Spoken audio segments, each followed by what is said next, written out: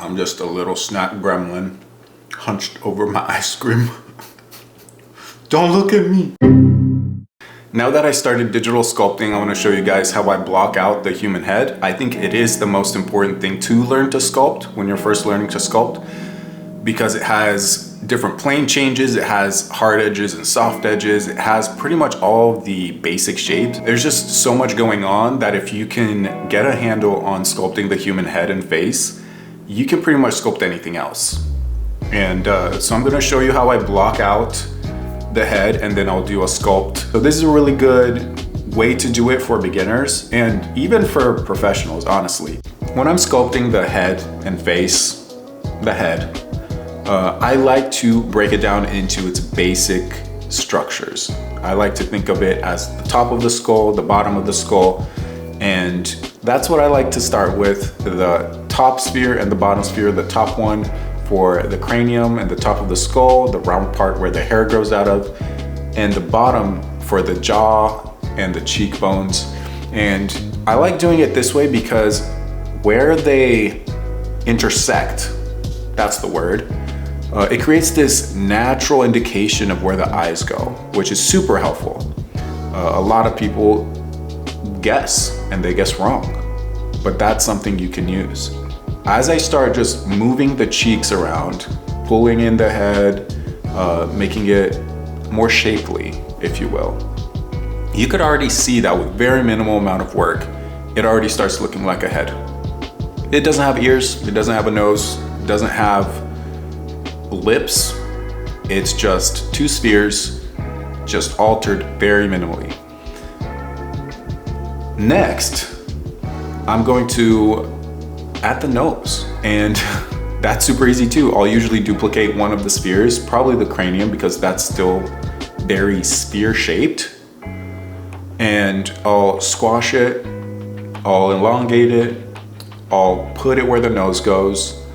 After we add a little shape to the nose, make it look more nose-like, thin out the top, draw out the nostrils, I'm gonna add the ears. And I either do spheres or cylinders, depending on how I'm feeling. And for this video, I'm just gonna do cylinders. I'll turn down the resolution so we don't have a lot of geometry that we don't need. And I'll add a mirror modifier to it. And then just plop it where it goes. Usually the nose is an indicator of how low the ear is supposed to go. So the bottom of the nose kind of marks that generally. And then the top of the ear kind of hits the brow ridge. And I know we haven't kind of indicated that too much, but we know where the eyes are gonna go. So just make it go a little higher, and then we could change that later. We could modify it. And that's one of the coolest parts about blocking out a character like this, is you have so much control over each part.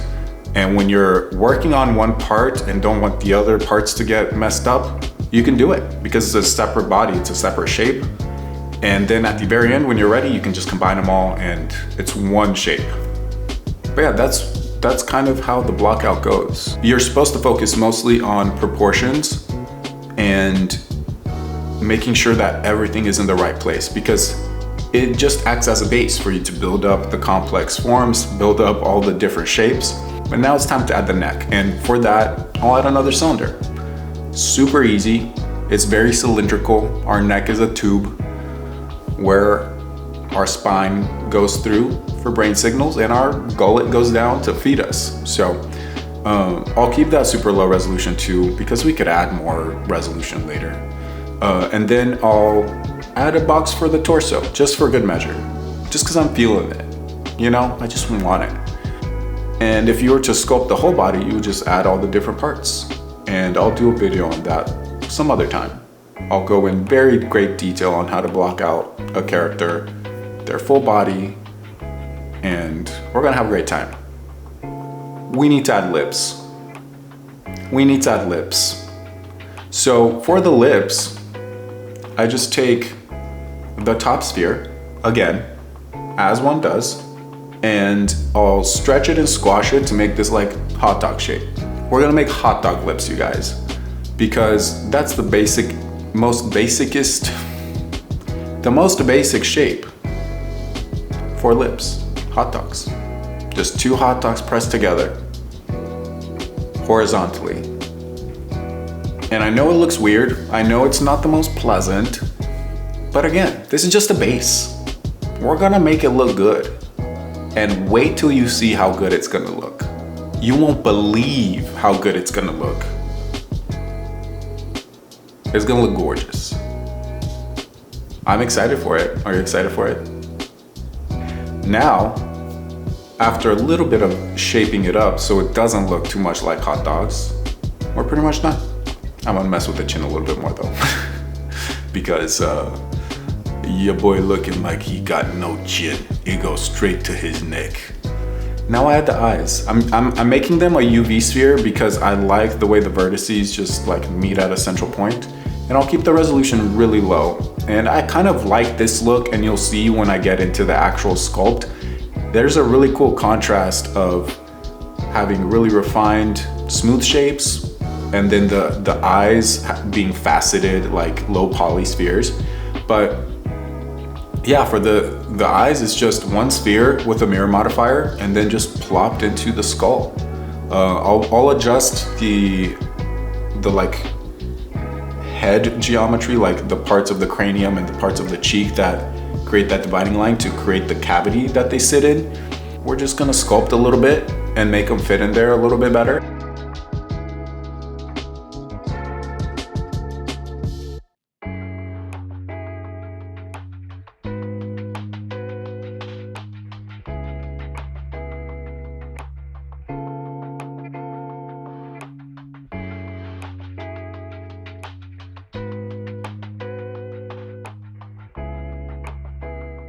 I'm gonna sculpt a main character from a K-drama that I've really been waiting to watch. I watched the first 2 episodes because they were the only ones out, but I decided to wait because it's really good and I wanna just binge it.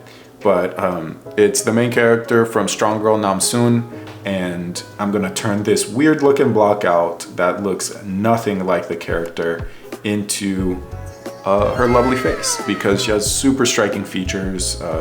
And that's what initially drew me to sculpting her portrait. And it will be stylized a little bit. It won't be 100%, but I am still aiming to get the likeness.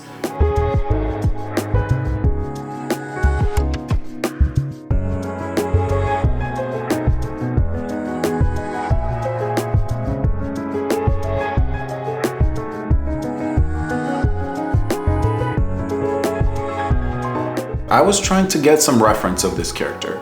I tried to screenshot it. I tried to screen record it. Nothing would let me grab these images. I am not going to share the movie. I'm not gonna record it and distribute it for myself. I'm not gonna do that. Your boy needs some reference images.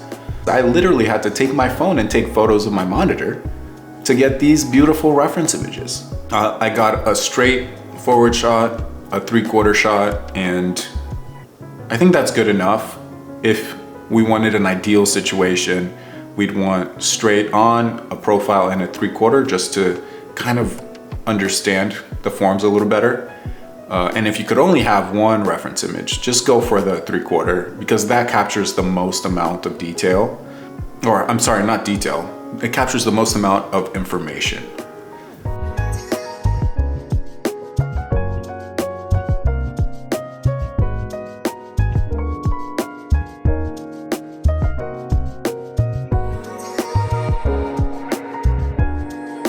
I started sculpting, I started moving and shaping her cheekbones, her chin, and those hot dog lips I made more shapely. They're gorgeous. And then moving on to the nose, you know, the nose is just 2 holes. What can I say? Just plop in 2 holes in there. As long as it matches your reference, you're doing it right.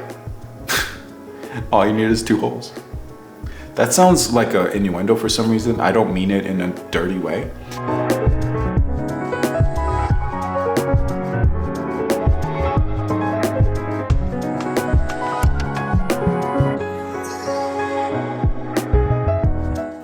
I'm not really talking that much about this sculpt. I'm just kind of chatting with you guys while I do this.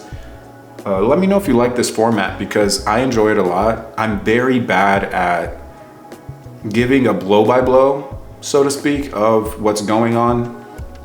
It turns into very dry, very like boring commentary.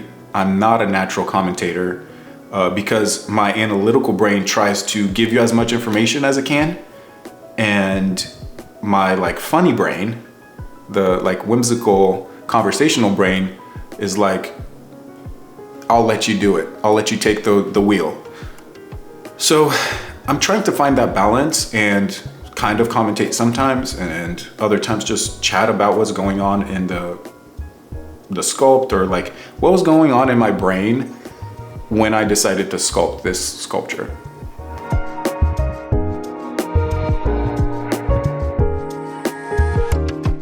Yeah, I was really excited to sculpt this character. I think I've talked about it a lot, but sculpting a face and getting it to look like the reference is very satisfying. If you haven't done it yet, you should try it, whether it's sculpting or drawing. I remember when I first learned to draw and I was first learning, I learned the proportions of the head and face and how to do likenesses. Oh boy, I drew every one of my favorite actors. Those were the people that I kind of looked up to or like cared about in any way because they were telling stories that I enjoyed. And I filled my sketchbook up. I think I might do a video of going through my first sketchbook ever and then my latest sketchbook that I finished. Let me know if you guys are interested in that. I think it would be a fun video to see how far I've come and how my style has changed, how the stories that I want to tell have changed.